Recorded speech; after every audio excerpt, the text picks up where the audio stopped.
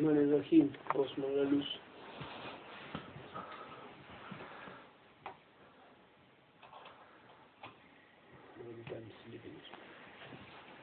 Assalamu alaikum. Walaikum salam. Bismillahirrahmanirrahim.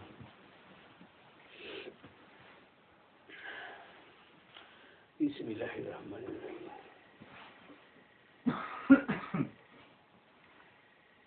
Todos deberíamos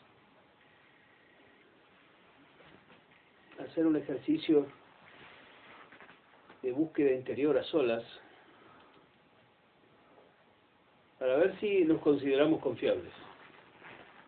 Lo que pasa es que la gente se miente tanto que va a considerarse confiable enseguida. Sin embargo, hay algunos parámetros que podemos seguir para desengañarnos a nosotros mismos si nuestra ceguera es muy grande. Hay un patrón básico. Una persona confiable es quien obedece. Solamente pudiendo obedecer órdenes de un maestro, solamente quien puede obedecer entra dentro del grado de la confiabilidad. Por supuesto tiene que ser creyente, hay un montón de cosas antes. Pero ya hablamos hilando más fino. Pero la obediencia tiene una particularidad que mucha gente deja pasar de lado. Y es que para ser un buen obediente hay que poder saber escuchar, o saber poder, o poder solamente escuchar. Y ahí volvemos a donde terminamos siempre. Si uno está dormido, enganchado en sus propias cosas, relamiendo su ego, es casi imposible poder escuchar. Para poder escuchar, se requiere... ¿Vieron esos ejercicios que hacíamos en la secundaria, que poníamos un ítem, un circulito y se abrían cositas y otras más? Entonces, obediencia. Para poder obedecer, escuchar. Y de ahí sacamos varias patas, porque para poder escuchar hay que hacer todo un ejercicio. Salvo que Dios nos haya dado la cualidad de escuchar naturalmente, la mayoría de nosotros no escuchamos, salvo lo que nos interesa. Tenemos un rum, un diálogo constante, que hace que nos olvidemos de todo, incluido de nosotros mismos. Ese rum que es el ego, hace que constantemente nuestra mente esté funcionando. De allí que las actividades estas de meditación sean tan interesantes para la gente cuando logran algo. Lo que pasa es que no producen cambios valederos a largo plazo, porque hay que trabajar sobre los aspectos básicos y no sobre el descanso. No obstante, el descanso es bueno. Detener la mente cada tanto es maravilloso. ¿Está bien? Entonces, para poder ser un buen oyente, para poder escuchar, y como consecuencia repetimos, poder llegar a obedecer, porque para obedecer hay que escuchar. Para escuchar después hay que entender la orden. Y no solamente eso, sino que además hay que tener un entrenamiento en lo sutil, porque no hay maestro que no se maneje con lo sutil. Los maestros burdos que te dicen, agarrá esa madera y líjala, son útiles y hay gente que ni siquiera puede hacerlo. No puede obedecer un maestro que maneje las partes toscas de la cuestión. Pero un maestro espiritual maneja lo sutil. Las órdenes de un maestro espiritual tienen muchas lecturas. Una lectura es directa, pero hay un montón de lecturas indirectas, que por supuesto no se pueden salir a preguntar, dependen de la relación entre el discípulo y el maestro, cuán grado de confianza y cuán grado de intimidad poseen en el corazón.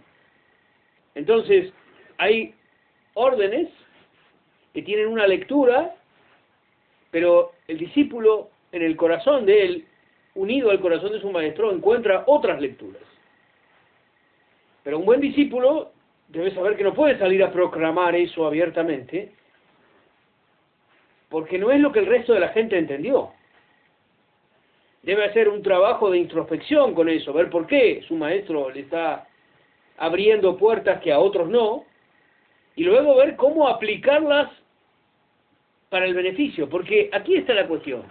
Si nosotros recibimos una información valiosa y aparentemente única de nuestro maestro, y nos la quedamos, somos egoístas.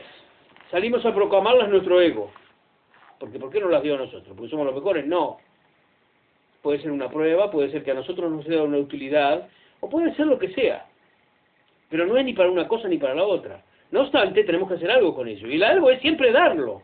Pero para darlo hay que ver cómo lo maceramos y podemos producir algo útil para los demás. Pongamos así de simple la sencilla razón. Una persona viene con hambre, un pedazo de carne cruda no le sirve. Tiene que estar muy enfermo, muy desesperado para comérsela. O con mucho frío. Normal, occidental. Hay lugares donde la comen naturalmente, la carne cruda. ¿Qué quiero decir con esto? Que si queremos ofrecerle a alguien algo útil, que no se enferme, que lo pueda el organismo absorber y reutilizar, debemos cocinársela la comida. Y eso es muchas veces lo que un maestro espiritual hace con un discípulo, al volcarle cosas que solamente él entiende. Y por supuesto está siempre dispuesta a la trampa. Y si no es, y si la conexión falló, y si en vez de ser la imagen del maestro es un holograma, y ahí es donde entra el trabajo cotidiano. Tonto es el que cree todo lo que le pasa, y más tonto es el que lo niega. En ese camino sutil debemos movernos, entre ser tonto o muy tonto. Así que aprender a obedecer requiere ser oyente, pero para ser oyente debemos hacer un trabajo. Nadie puede escuchar, porque así se sienten y digan, voy a hacer el esfuerzo de escuchar. ¿Cuánto aguantan? ¿Cuánto escuchan? A veces en otro idioma, a veces lo que fuera. ¿Cuánto? Hasta que la mente empieza a divagar y a soñar y a imaginar y a creer y a pensar y a sentir y a sentirse lástima o a sentirse optimista o depresiva. ¿Cuánto? A veces segundos, a veces minutos, pero no mucho más que eso, porque no estamos entrenados. Por lo cual, lo que quiere decir esto es, el motivo de esta pequeña asociación, mediante lo más importante que tiene nuestra tariqa para instruir a la gente, que es el sohbet. Si no hay sohbet, no hay vida en nuestra tariqa. Los dhikr son muy importantes, pero los dhikr son personales y asociados. Nos asociamos los jueves a hacer los dhikr, mashallah. Pero el sohbet es la comida cotidiana. Nadie puede comer solamente los jueves. Así que, alhamdulillah, nos juntamos para esto, esta pequeña asociación. Entonces,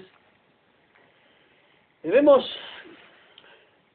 entender que sin trabajo no hay ninguna posibilidad de nada. Y el trabajo debe ser constante. Muchas veces el impulso de mucha gente es bueno, noble, positivo. Pero ¿a qué conduce? ¿A qué conduce? Queda en la nada. Es más, puede producir un efecto contraproducente, porque más tarde o más temprano, si el guía es bueno, el murid que viene atrás y se choca contra sus imposibilidades, a pesar de sus anhelos y de sus posibilidades mentales, y no logra nada, termina echándole la culpa al maestro. Termina diciendo que es él el que no sabe todo lo que él puede dar. Y en realidad es su propia ceguera, pero por eso acá hay que trabajar constantemente. Obediencia. Ser oyente. Pero para ser oyente hay que estar despierto. Para estar despierto hay un objetivo básico. ¿Cómo se despierta uno? ¿Mirándose a sí mismo? No, hay una forma maravillosa de despertarse, que Dios la puso, Alá Subhanahu wa Ta'ala la puso a nuestro servicio, y es precisamente esa palabra, el servicio a los demás. Uno se despierta mucho sirviendo, porque el servir significa ver, observar y oír, todo junto. ¿Cómo se puede ser un buen sirviente si no se observa? No solamente se mira, se observa, se oye, y el factor fundamental que es tan difícil en esta época, se razona. Porque el razonamiento no es poner esta maquinaria de líquido, sangre y materia gris en funcionamiento. El razonamiento es oposición, es tomar la observación, el oído, lo que sabemos que la persona esa necesita, lo que sabemos que quiere, lo que alguna vez nos dijo, poner todo ese funcionamiento para obtener lo mejor para él. Y eso requiere darse hacia los demás, por lo cual es un despertar. Alhamdulillah, esto es perlas de Sheikh Abdullah de los océanos. Cuando se abren, son de una inmensidad impresionante. Uno podría seguir y seguir, pero esto ya es suficiente para irse a una isla desierta y quedarse 20 años, si uno escarba en esto, porque es inconmensurable. Pero lo importante es esos circulitos que les digo con las rayitas. No hay forma de ser confiable para uno mismo si uno no puede obedecer. No hay forma. Para buscar personas confiables debemos encontrar personas que sepan obedecer. Pero obedecer no es solamente el acto ciego de decir tirate de una montaña, que es importantísimo porque requiere una fe y un montón de cosas. El obedecer requiere poder escuchar, poder sentir. Y ese escuchar requiere un trabajo de observación, de razonamiento, que lleva inmediatamente a abrir las puertas del corazón, que es lo importante, porque muchas veces las palabras significan una cosa, los gestos otro, y lo que está poniendo en el corazón nuestro maestro otro. Maulana, alhamdulillah, que se conserve con la salud que está teniendo y que Allah le conceda sus dudas, y que inshallah le dé tiempo hasta que esté el médico con nosotros y él sea, alhamdulillah, quien esté allí. Amén. Maulana tiene tantos niveles de enseñanza como murid, y sus murid abarcan muchos mundos. Es decir, Maulana es la representación viva y fiel en esta época, más acabada de lo que puede ser el santo profeta Muhammad.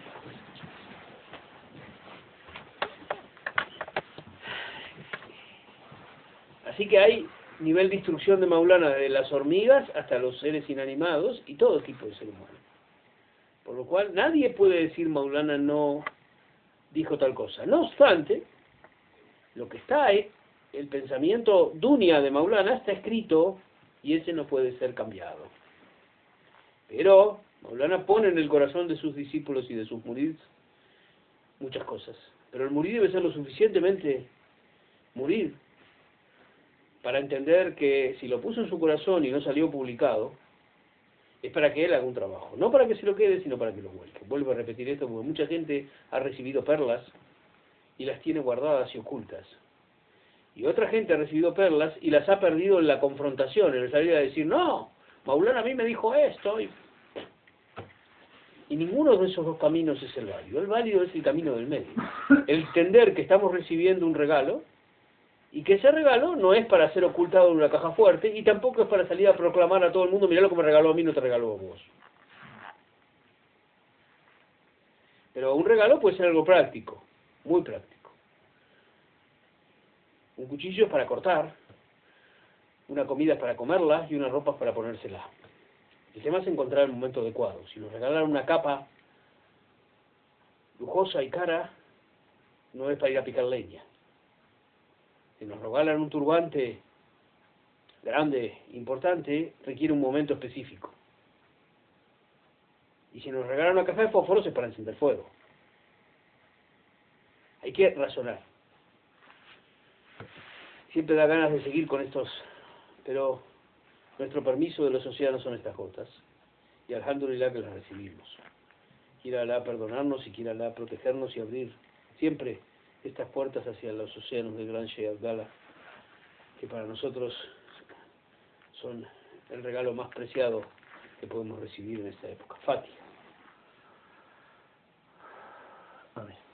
Amén. Assalamu alaikum. Wa alaikum salam.